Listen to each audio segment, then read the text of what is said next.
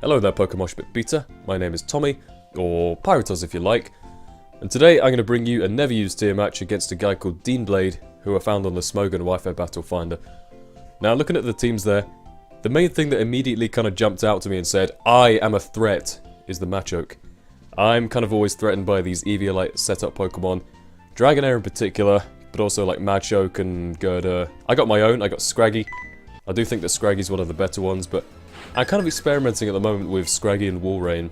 Choice Scarf Walrein and like specially defensive Scraggy, but yep, we're going to lead off with our fire types, I guess both predicting each other to lead off with our steel types, but I figured I should give a little intro on myself just before I get into the meat of the battle, just because most of you guys have probably never heard of me before.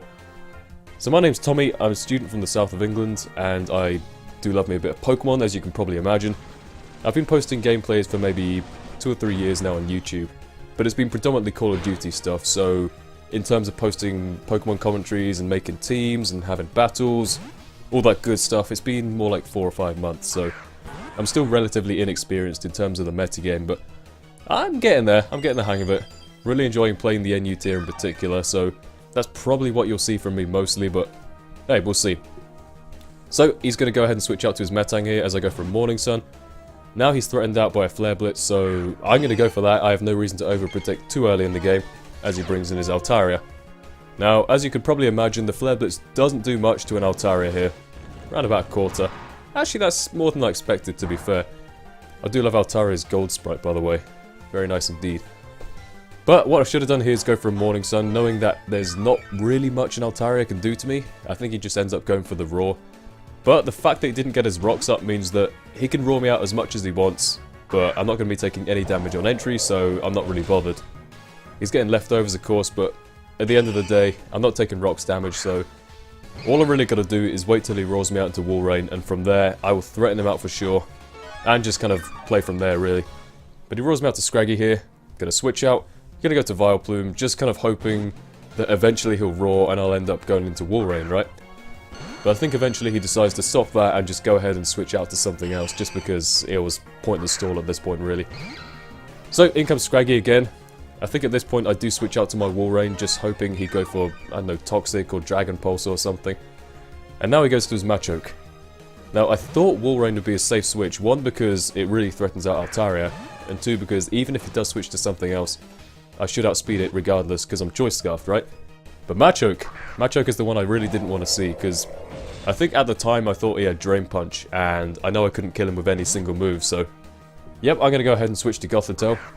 Got the Frisk, he does have the Eviolite, as I thought, and he's going to go for a Bulk Up on the switch. Now, my thinking here was, okay, my only real attack is Psyshock on this guy, so I won't be doing much to him because he has the Bulk Up, right? But I don't really think that Machoke can do much to me, assuming he doesn't have like Payback or Dynamic Punch or something. I don't think this guy does, because he goes for a Brick Break in a second, after his Ice Punch first. And I don't know what his last move was. Bulk Up, Ice Punch, Brick Break, and I might have seen it at some point, but maybe it's just escaped my mind. But he gets the freeze here on the Ice Punch. This is bad for 2 reasons. Number 1, I gotta switch because he can just keep setting up on me all day. Number 2, we don't get to see Gothitelle's animation, which of course is very good. So I'm gonna go to Wormadam here. It's not my physically defensive one, but I thought I don't really have any better options at this point, so I may as well try. And, you know, I can just go ahead and go for a Toxic, just to gradually whittle him down. If he does have the rest, which I kind of suspect he might do, then that's bad for me, but I may as well get off a Toxic, at least keep the pressure on him nonetheless. So that's what I'm going to do. His Brick Break does a little more than I thought it would. Actually, no, considering I have no physical defense investment, that's actually not a bad hit. Well done, Wormadam. So I get the poison on him there.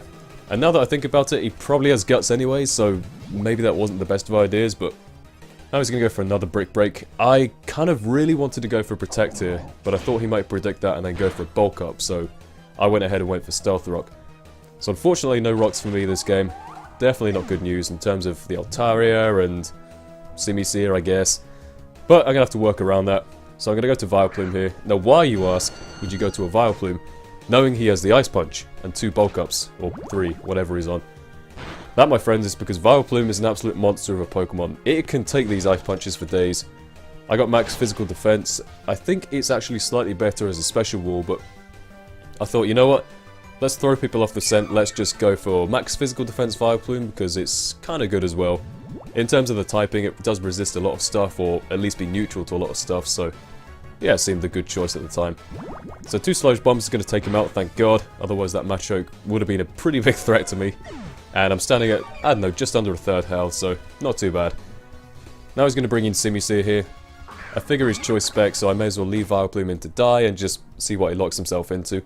I didn't want to go into Scraggy or something else just because I didn't want to take those choice specs hits unnecessarily.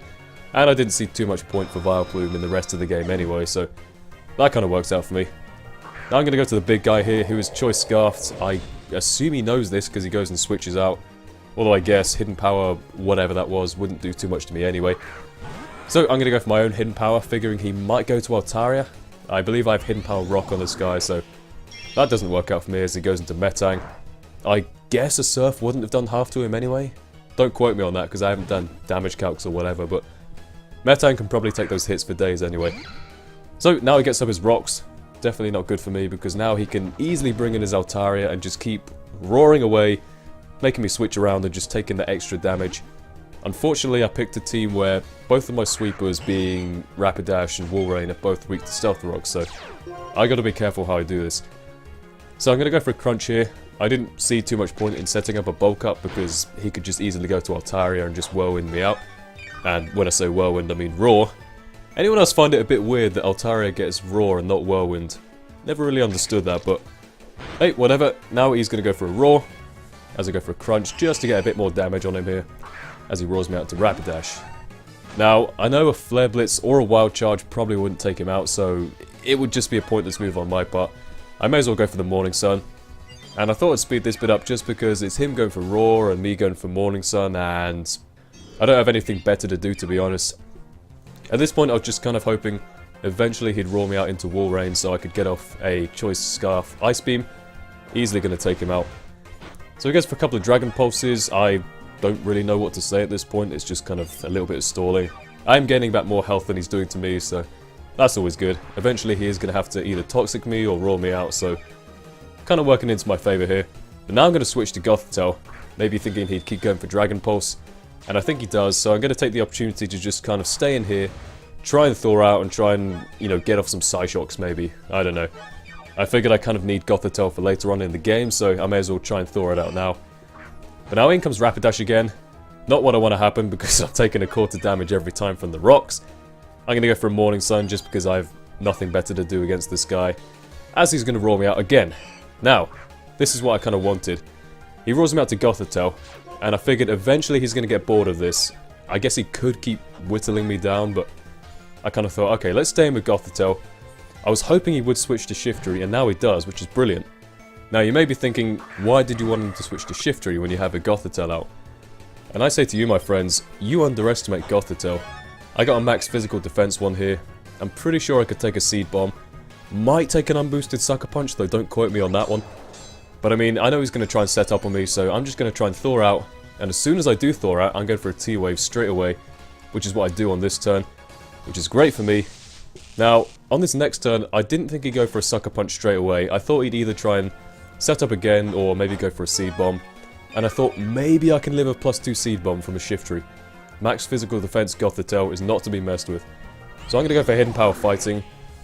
If you listen to Amazing, he'll tell you that you're supposed to have Dark Pulse in your Gothitelle, but I say, even though the Power Flinch tactic is pretty useful on Gothitelle, I find that Hidden Power Fighting is useful for these kind of situations.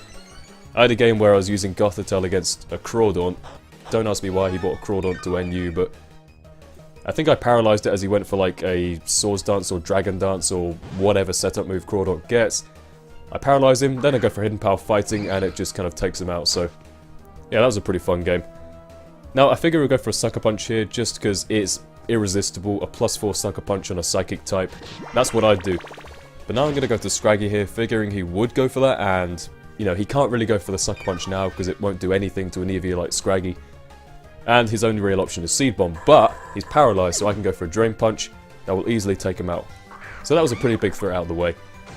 Now he's going to bring in Simisear here, and here he gets payback for the hacks he got earlier with the Ice Punch. And he misses his first Focus Blast, right? Don't know if one would have killed me or not. It is choice specs, and obviously I'm weak to it, but This is a max special defense Eviolite Scraggy, so if someone could do the damage calcs on that, that would be really appreciated in the comment section below. But yep, 2 attacks from Scraggy is easily going to take him out. He does miss the second one, and I feel really bad about that, but that is how the random number generator goes. Can't argue with that. Now he's going to bring in Altaria here. Again, all he can really do is roar me out, so I may as well go for a crunch. Get maybe, what, 20-25% damage on him there. Not too bad, considering I have no bulk ups, but now he rolls me out into the big guy, and the big guy has been waiting for this moment all game. That Altaria there is a big, juicy piece of meat, ready to get his tusks into. And I have no idea why Walrein is a viable choice, Scarfer. You look at this thing and you think, how does it have any speed whatsoever? A big, blubbery, lumbering sea mammal thing, and it has like base 70 speed or something. It's pretty viable as a choice, Scarfer. I don't know if it's better as physical or special, but mine's special with Ice Beam, Surf, Signal Beam, and Hidden Power Rock, so yeah, I think it's a decent set. Not many people really expect it, so now I'm going to go back to Scraggy here. I think my switch was a bit obvious because he doesn't go for the Psychic, he goes for the Ice Beam, which is a good play on his part. But even so, I'm figuring Scraggy can probably take it. It's a special wall, and, you know, even though this might be a choice specs jinx, I can take him. Why not, right? So now I'm going to go for a crunch. I didn't want to mess around with, you know, shed skin mechanics with resting and stuff, so yeah, crunch should be able to take him out. Jinx doesn't have the best of defenses, and it does, which is great. So now we're down to his last Pokemon, or his last couple of Pokemon. No, I think all he has is Metang. That's pretty good. So in comes Metang here. I wasn't sure of the base speed of Metang and Scraggy, and I thought, wow, I got other Pokemon. Let's just leave it in and go for a rest, see what happens. And he takes me out, which is cool. So now I'm thinking, okay, Rapidash, your turn to shine. I'm going to go for a Flare Blitz. Not going to kill him, but it's going to do a decent chunk of damage to him. And, you know, obviously his Earthquake, after my recoil damage, and probably even before my recoil damage, is going to go ahead and take me out. So that's cool. So Metang's standing at maybe 30% health, taking that recoil damage, and oh dear, Gorgeous going down to an Earthquake. That's a shame. Rapidash is one of those Pokemon which kind of looks really good, and then you actually use it and you find out it's not the most diverse of move pools, so not the most versatile of Pokemon, but in comes the big guy. Whole lot more versatile, whole lot more threatening than my Rapidash at the moment. And I can just go for a Surf and just take him out, so that was a nice little two-way victory there. So, hope you guys enjoyed the game as much as I did. Good game, Dean Blaid. Very enjoyable indeed. I'm a big fan of using Pokemon which are kind of not so much used even within the NU tier.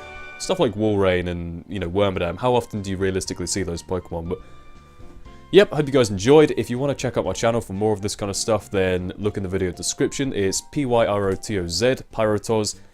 And with that being said, I'll see you guys later. Goodbye.